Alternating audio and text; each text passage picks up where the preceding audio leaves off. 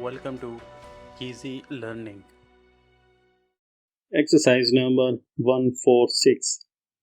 Dear Sir, I am very glad to notice that by some means you are hoping to have the new proposal brought forward at the next meeting of the directors, and I am persuaded that in the meantime you should not discuss the matter with anyone, because it is necessary to be very cautious in all circumstances, as on this occasion.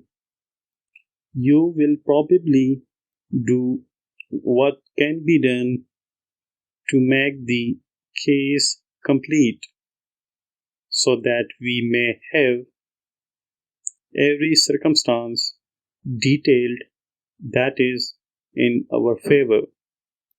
I think that you are aware of the importance of having ready a definite scheme if we would be successful.